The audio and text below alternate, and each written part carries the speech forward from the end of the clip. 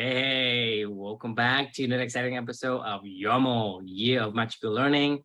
We are on book 142. So today we want to switch gears a little bit and talk about businesses and talk about entrepreneurship. So Chris, why don't you give us your scoop?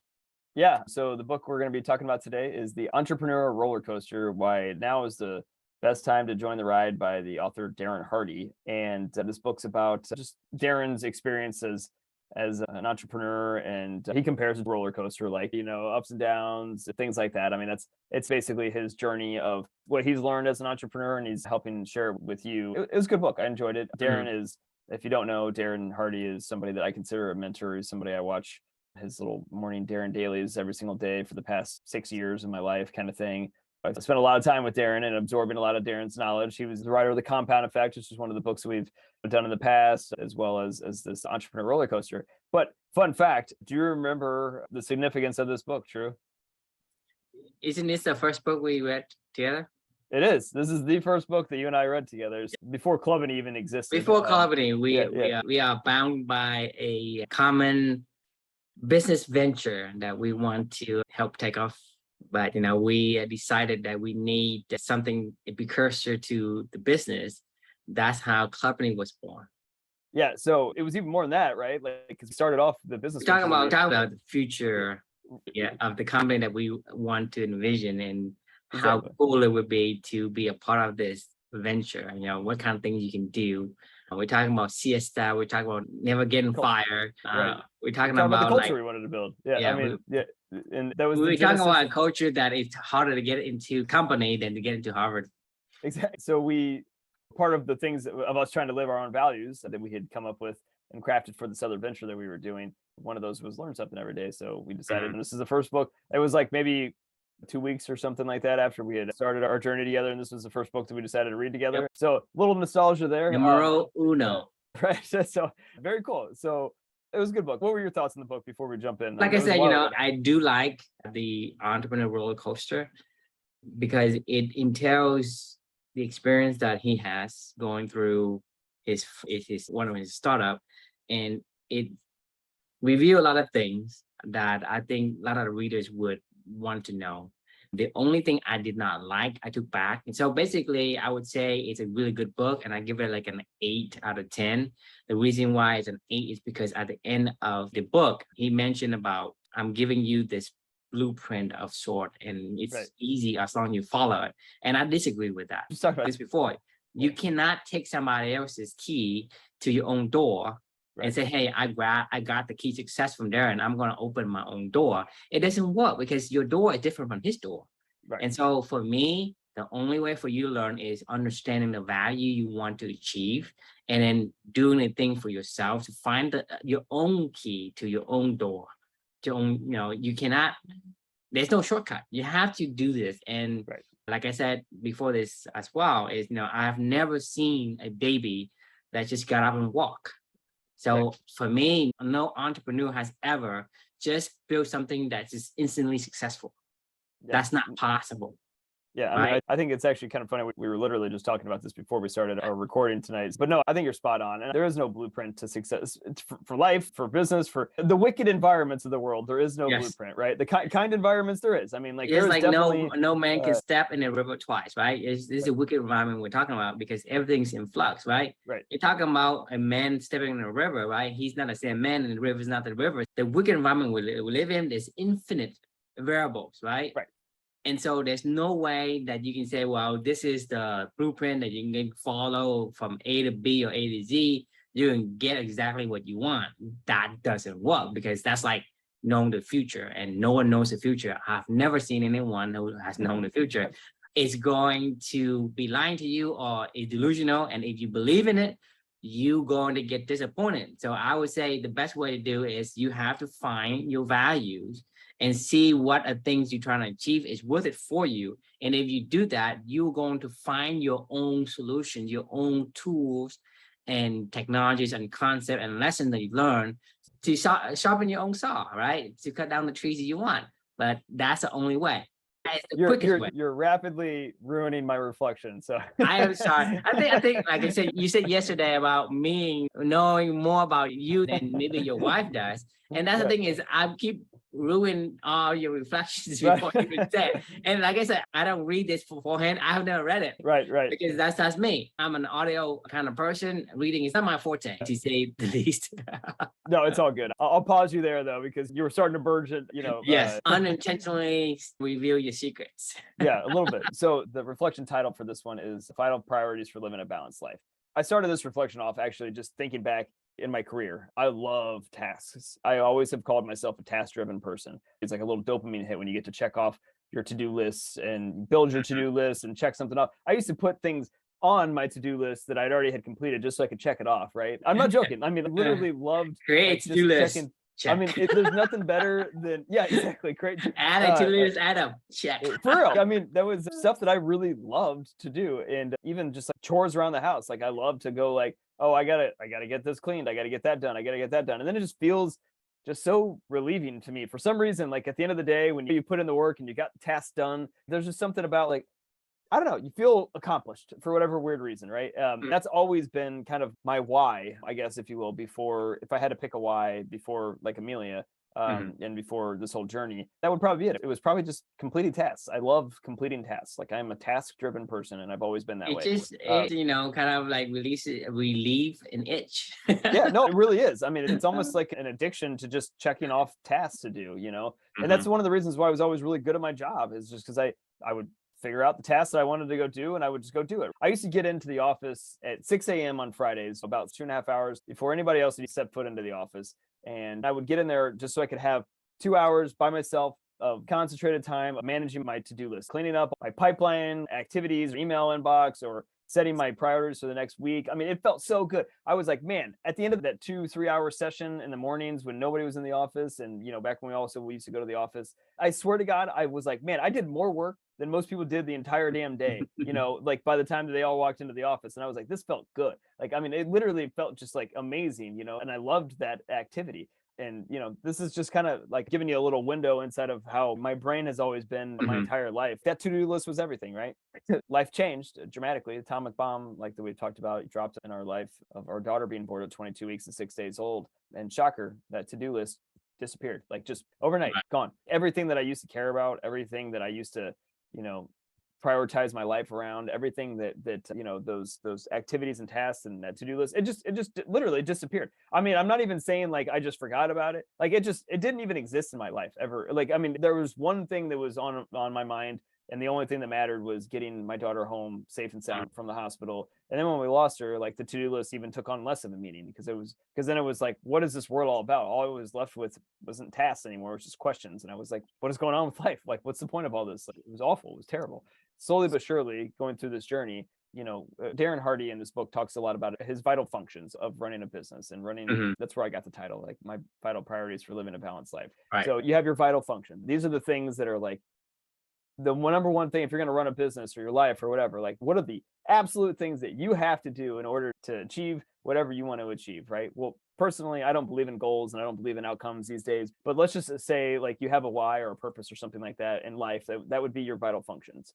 And then your vital priorities get aligned to that vital function, right? So if we're sticking with not business world, but applying this stuff to life, right? Your vital priorities are the way that you bring your purpose into reality, right? So at the end of the day, after my own searching and my own discovery, it turned out that none of that shit mattered that I used to care about. And what did I learn that did matter? And it was exactly what we were just talking about, which was understanding what your priorities are, or what your values are, and doing your best to try to live them every day. That has literally been the only goal. We talked about this in the past. Like that is my number one vital priority to live in a balanced life. Is every single day there's one item on my to-do list. It's do as many activities that relate to your values every single day that you can for the rest of your life. There's only one activity that's on my to-do list every single day. That is to get aligned and to be as balanced as I possibly can across all my values, and to try to progress toward my purpose. I don't know where we're going, but I know how I'll get there. And that's by performing these actions every single day. So these are my vital priorities for living a balanced life, which is bringing my values to life.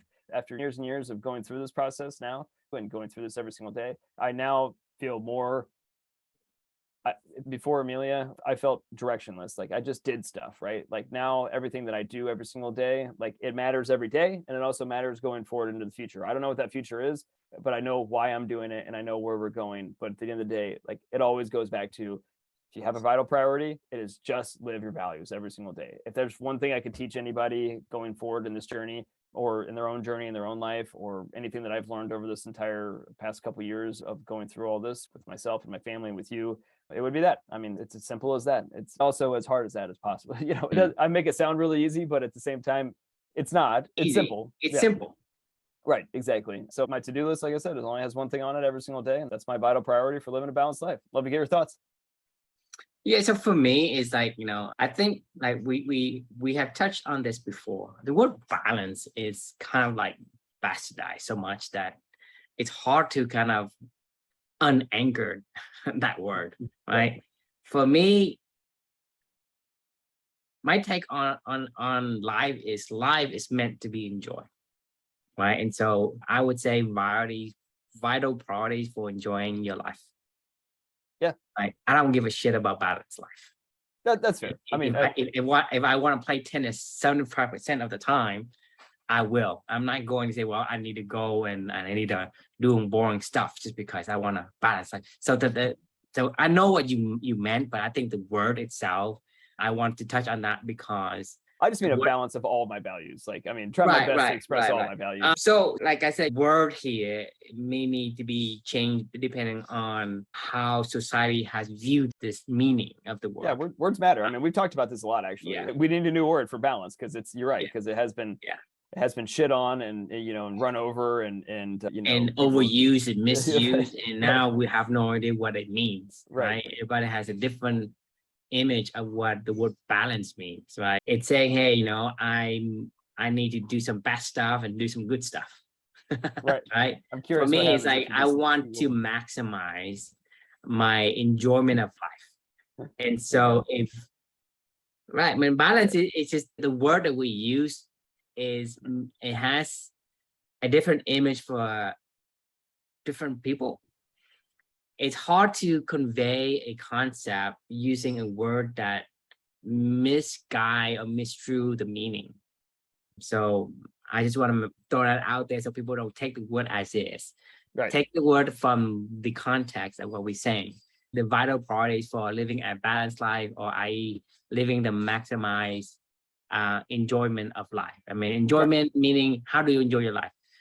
I enjoy a peaceful life. I enjoy things that's not like, oh, I have to go seek exhilarations. I have to go do drugs, or go beat up somebody like in the fight club or whatever, to have a sense of, hey, there's life. I have to go to the clubs or whatever. I don't seek that because that's not what I want, right? I seek a balance and serene, more of a boring life. If you, from the other side looking in, my life is boring. Right. Mm-hmm. And if you ask me, hey, True, has you traveled to different places or whatever? I say, no, I haven't, because I don't really yearn to travel. Right.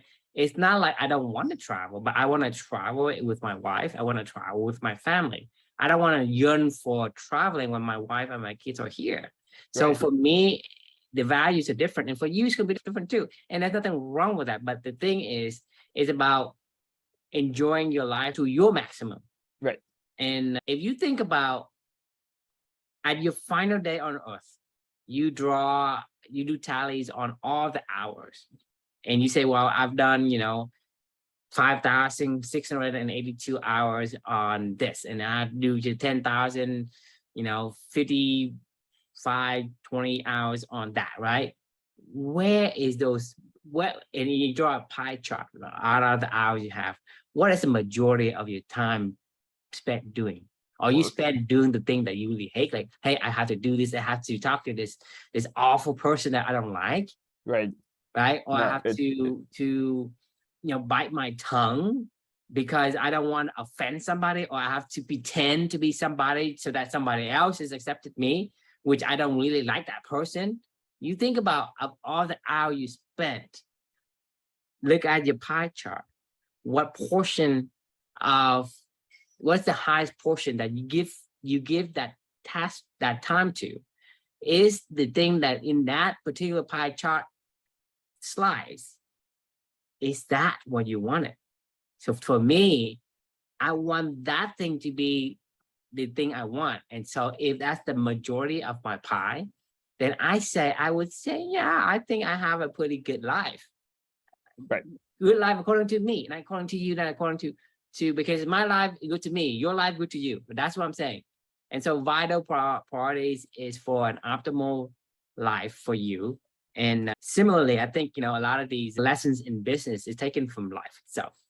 Oh, for sure. Well, Right. no, actually, it's not. I mean, Vital priority for the entrepreneur, like, don't do the thing you hate. Don't go out and cut your own grass. Don't do your own housekeeping if you are the CEO of the company, right? You have a vital priority. What is your job? a vital function. Yeah. Right, your vital function. Let someone else do it. Let's say if you're not a technology guy, don't try to be a technology guy. If you're a sales guy, do the sales guy. You don't go do something else that you're not the vital function or vital roles for. Same thing in life. Because the thing is, I think life, that's where it starts, and then somebody saw that concept in life and took it to the business, and it works. For whatever reason, we have been distracted by the media and by the society and the common sense, right? We have lost the understanding of what does it mean to live a life. If you're a fisherman, why are you trying to be lumberjack? Like if you're a monkey, why are you trying to be like a sloth? Why, if you're a fish, why are you trying to be like a monkey? Right? It's the same thing. You have your own affinity, right? You have your own vital functions, vital it's a purpose, right? Don't do the other stuff that you don't want to do and don't like to do, because you can't expect a fish to climb a tree. You can't expect a monkey to swim as fast as a fish. I can tell you they can. I was at the zoo on Saturday, and they have this little area of macaques, and they play in the water. So I don't know if they can. How long? Is it standing in the water? I don't know. I mean, the pool is not it's not a really deep pool, but it's definitely a water area around where they play. Did you see breaststroke? I did not see them actively swimming. I saw them in the water, but I didn't see them actively. Butterfly, breaststroke. If you flew a drone over a beach, you wouldn't see most people doing any swimming. You just see a bunch of humans sitting in water, So, I mean, I have a feeling that monkeys can't swim, but my statement still stands, right? Monkeys still can't compete with a fish in swimming. Just because you haven't seen it doesn't mean it's not possible. Like I say, a kid can always get up and run without having to learn how to walk. I would like to be wrong on that, but I just don't. All right. Tell us the answer. Can a kid get up and run? No. Oops.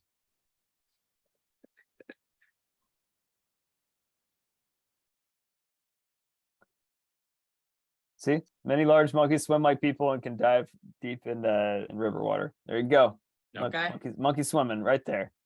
But it can't swim as fast as fish. Probably not. No, but we can't swim as fast as fish either. So I'm not saying, hey, we're not a fish, or we're not gonna try to swim. Okay. but bonobos cannot swim. So there you go. You're totally right. Like, I mean, it's like, as an entrepreneur, the funny thing is about the whole business equals life kind of thing. It's the concept now is like work-life integration. I still don't think we've gotten that down. One, business does not reflect life. That is what we're trying to fix with Clubney. Business was designed on the military industrial kind of complex of, hey, everybody has a role to play and there's one person calling the shots. It's all about more efficiency and productivity and producing, a widget, or being a soldier, or being a factory line worker. Even today, as you move into like, more knowledge work, we still do that stuff. I mean, hell, I just came from a company that was literally designed to track people in their activity. So you can, you can have more understanding around what, like, is there some structure and process and rigidity that we can put around, the activities that are going on around the business in order to produce some desirable outcome. Like that is how business works today. What we're trying to say is that shouldn't be how business works today. And I think that's what Darren's trying to say as well. Is like, if you have a purpose, live your purpose. If you have a vital function, do your vital function, and then your vital priorities will follow from that. So for us, we have a purpose as a Clubney. As a person, I have a purpose. As a person, you have a purpose. And my vital priorities are unique to my values. And that is what I try to do every single day, is to live as many of those values as I possibly can, because that aligns to my purpose. That is what I need to do to fulfill my purpose, to perform actions that are aligned to my values. As a business owner, what you need to do to progress your business is to do the things that you are a superstar at and do activities that lead to that, right? Like that would be the similar kind of trajectory as to what we're trying to do and what we're not trying to do. It is all the same if you really think about it. But unfortunately, we've put this big divide between humans as factory employees and humans as human beings. And that's like the whole work-life balance side of everything. It doesn't work. Like it needs to all Right. be one and all be Work together. life. Right. Well, no, work is life. The only reason why work exists is because of life. Oh, agreed. Life Right, doesn't yeah. exist because of work. Actually, about We- that, I think we do have a. I think we all. I think. I mean, it's like, meaningful work- hey, my purpose in life is to work. That is what essentially what that means. You work because you want to have a great life. You don't want to have a life so you can work. You know what I'm saying? That's what I'm saying. Work is life, but life is not work. Does that make sense? There are aspects. It's like people outside say, of work. you live to eat, not eat to live. Yeah, no, I to work eat, to live. I've right? always, I agree with you. I've always said that, I don't live to work, I work to live, right? And Yes, you work because you want a better life, right? You don't live so they can work. They work so they can live, not live so they can work. So that means that work is life, I but don't know, life. but meaningful work is such an or the composer. No, right? it's not work. No, You it's keep true. saying meaningful work. It's meaningful actions. When you do, I mean, That's you fair playing enough, yeah. tennis, you and I doing this podcast. Right. This That's not work. you call this work. Right. It's yes. I go it's, fishing. Yeah. I get. You what you're call saying. that work. I Yeah, go, I hack computers. I did a program for Blake to scrape 20,000 addresses to an Excel sheet, right? I did that in one sitting. I did that through the night. Why Right. did I do it tonight? Because is it because I wanted to? Yes, not because I had to. Right.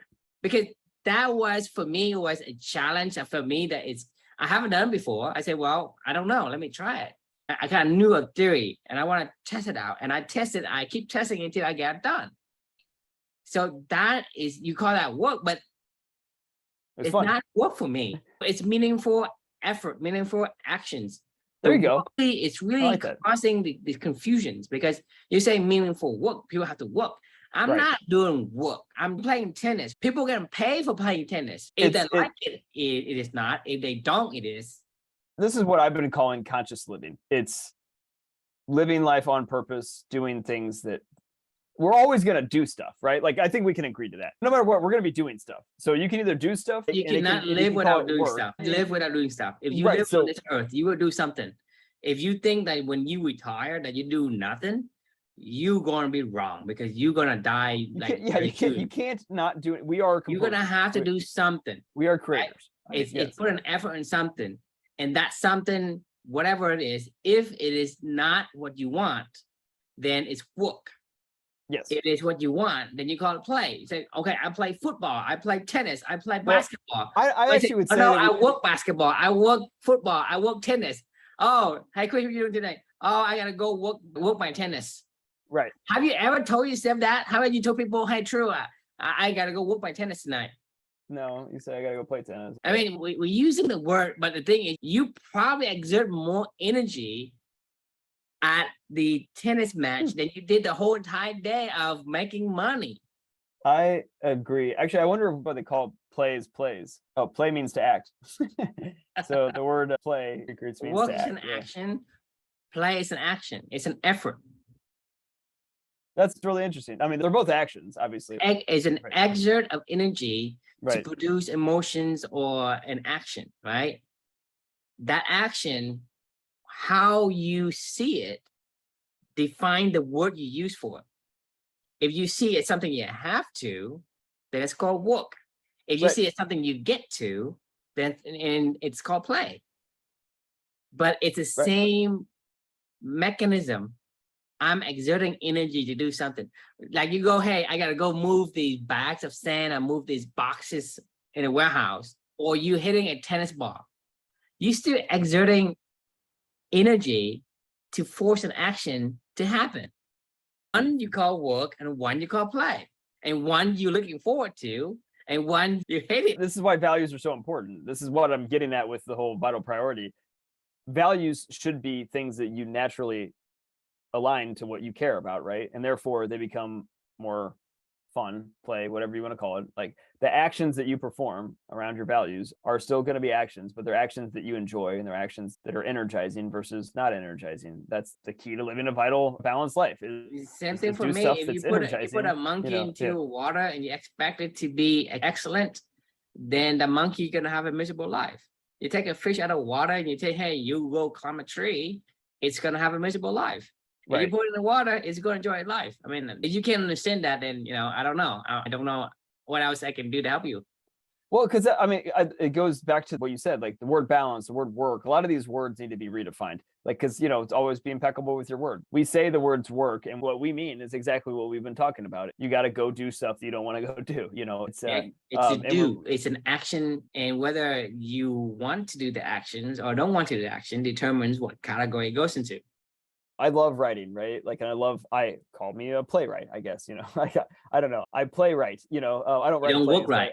I play. So I love going, I get to go write, right? Like I really enjoy You get that. to do it, you play. Exactly. On Sundays though, I post these blog postings out. I schedule them to go out through my little social media scheduler thing. And and making these blog posts and then scheduling them to go out, like every single time I always say, like, I got so much work to do. It just drives me nuts. Literally just copying and pasting, putting stuff, bolding certain things. What's the difference between copying and pasting and writing? I think writing exerts more energy. They copy paste. It's funny because I could spend 2 hours writing and it feels like it's maybe 10 minutes. I spend 2 hours doing that on like a Sunday where I'm like, I literally just made like all the new recent blog posts, that I hadn't, for the past like 30 some days or whatever reflections. It felt like it took like 24 hours. Like it was about the same amount of time that I probably write in the morning. And it was just one day. It's not that big of a deal, but it is. Like I'm so drained. I was like, oh my God, but going back to this reflection, like back in the day, that would have been on my to-do list as a task. And I would have been like, oh, it's done. Like the relief of just having it off my to-do list was like everything for me. Right now, it's like, all I think about is like, how can I just pay somebody else to do this? You know what I mean? Like, I don't want to do this. Somebody else out there really loves to like, and to be fair, they don't even look good. Like, I mean, the picture, sure, I put a picture in like, whatever. I mean, they're okay looking. They're not proofread. Somebody out there is an artist that can make a blog post look so nice that they would be way better than what I could do. And I don't know why I'm wasting my time on it. So to your point, like that, this is, mentally you gotta learn, you got to apply your own lessons, your own reflection. Right. And so this is what we do in company is we take these reflections, these lessons we learn, we talk about it, understand more of it, and then we apply it.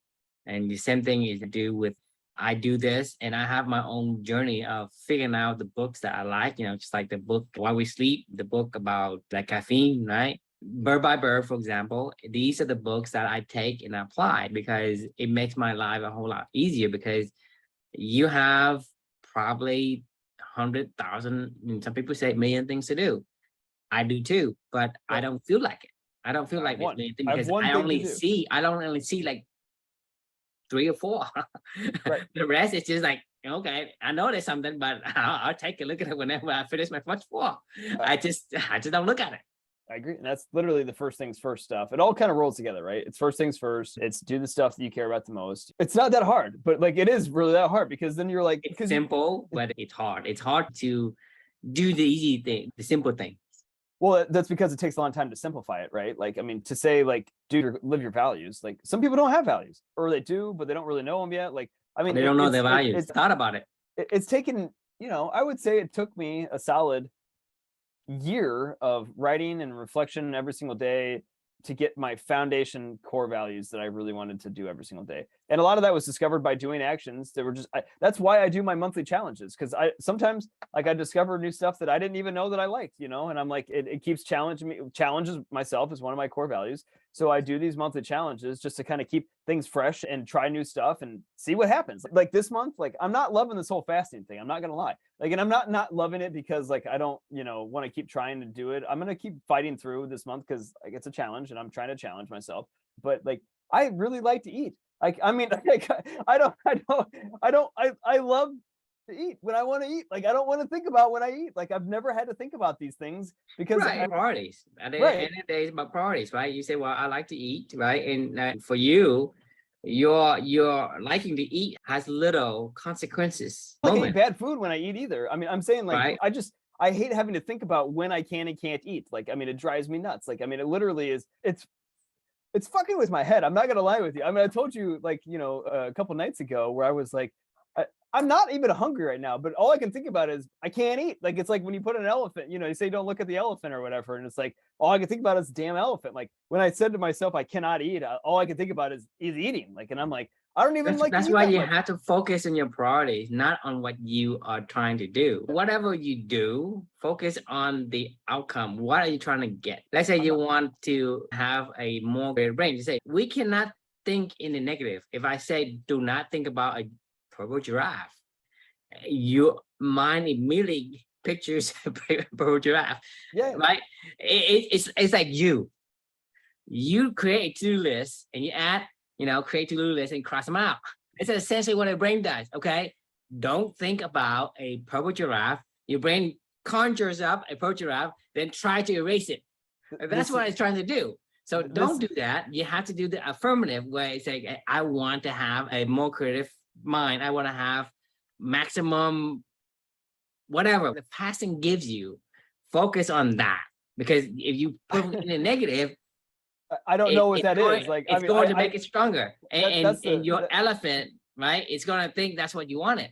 And it's gonna that's make it even more like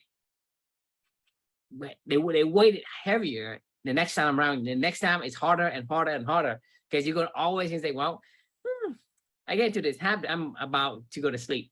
And I'm thinking about it, regardless if I'm completely full, I still want a piece of chips, a piece of candy, a piece of whatever. It's right. just because you Something get into the habit, right? Because your elephant was trained the wrong way. Because the or elephant can't understand the negative. Say, hey, elephant, don't think about think about that. This purple giraffe. Don't think about it. It can't say it can't understand the second part. It only see the first part,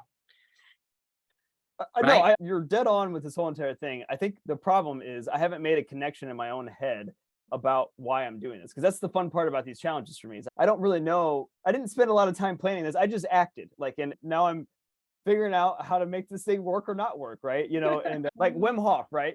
I remember when I first started Wim Hof, and because for me, the fun of this is just the challenge, right? Because that is one of my core values. So no matter what, I'm always living my core values this month of trying to figure out what that connection is to my purpose, or something along those lines. Is this a vital function or not? Mhm. I'm struggling right now to figure that out a lot with the fasting side of everything. But somewhere along the way, I found that out with Wim Hof, or somewhere along the way, I found that out with this magical learning thing. Like, I mean, Right. was it easy when I started writing this?